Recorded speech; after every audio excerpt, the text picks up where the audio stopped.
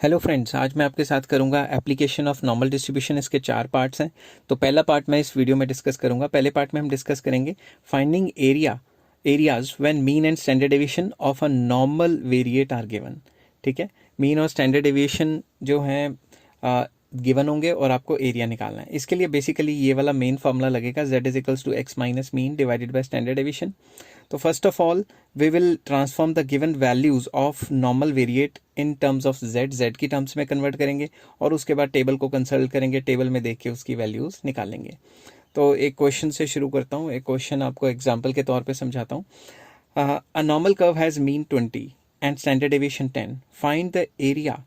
ठीक है, मीन हमें गिवन है 20, स्टैंडर्ड डेविएशन गिवन है 10।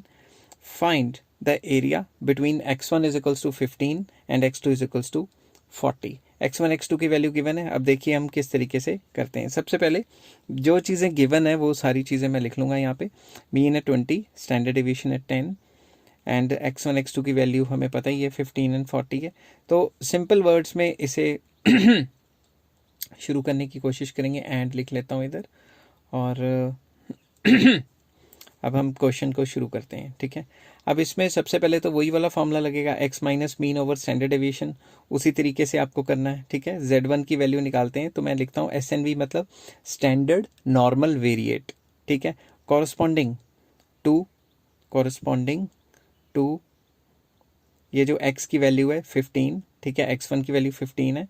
इसके कॉरस्पॉन्डिंग क्या है, वही वाला formula x1 minus mean 1 divided by standard deviation.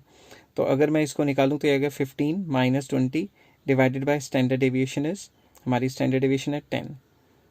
ठीक है, तो इसके नीचे लिख लेता हूँ डिवाइडेड बाय 10।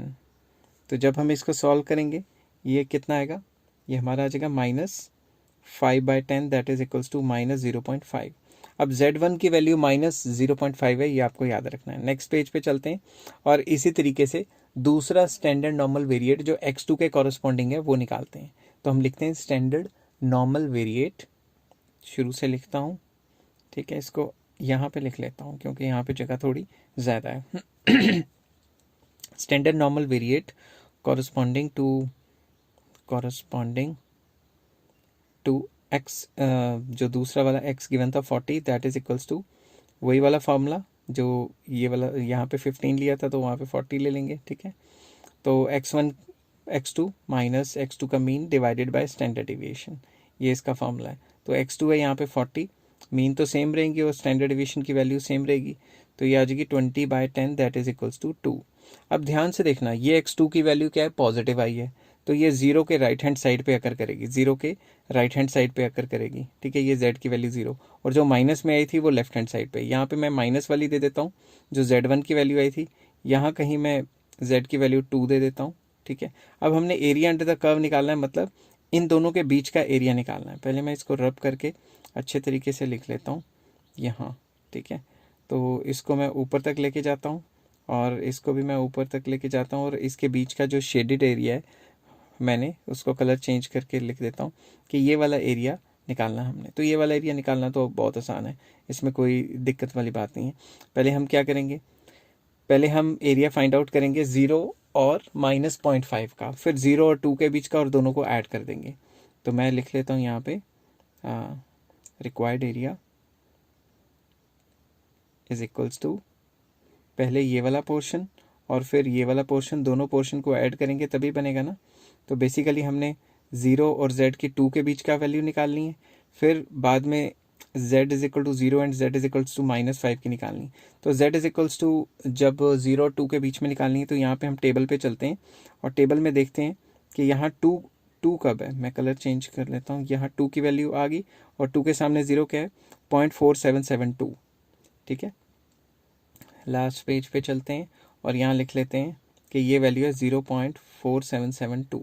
अब मैंने निकालनी है ये वाली वैल्यू, कलर चेंज करता हूँ। ठीक है, ये वाली वैल्यू निकालनी है 0 और 0.5 -0.5 के बीच में, 0 और -0.5 मतलब -0.5 टू 0 के बीच की वैल्यू निकालनी है। फिर टेबल पे चलते हैं और माइनस की तो वैल्यू इधर इग्नोर कर देंगे, तो सीधा 0.5 के सामने 0 देख लेंगे।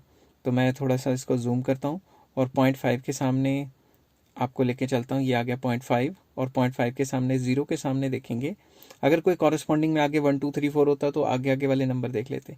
ये है 0.1915, ठीक है। तो इनके जो बीच का नंबर था वो क्या था, 0.1915। अब इन दोनों नंबर्स को ऐड कर देंगे तो एरिया अंडर द कर्व हमें मिल जाएगा। तो मैं यहाँ पहले अच्छे तरीके से लिख लेता हूँ कि रिक्वायर्ड एरिया कितना बनता है। Required area is area between, यहाँ पे लिख लेता हूँ बिटवीन, अच्छे तरीके से इसको लिख लेता हूँ बिटवीन, कभी कभी वो राइटिंग ख़राब हो जाती है।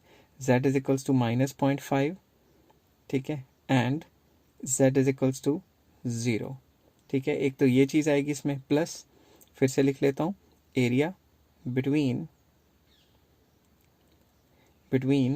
z is equals to 0 and z is equals to 2। इन दोनों को अगर हम ऐड कर देंगे तो हमारा जो रिक्वायर्ड एरिया वो आ जाएगा, ये आएगा 0.1915 प्लस 0. ये वाले दोनों नंबर ऐड करने, ये बेसिकली रफ वर्क है तो ये मैं यहाँ लिख लेता हूँ ताकि आप पेपर में ऐसे मतलब ऐसा टाइप ना करें ताकि पेपर में गंद ना पड़े, ठीक है। तो इन दोनों को ऐड कर लेते हैं तो जो रिक्वायर्ड आंसर है हमारे आगे ये वाला आ गया। आई होप आपको ये चीज़ें समझ आ रही होंगी।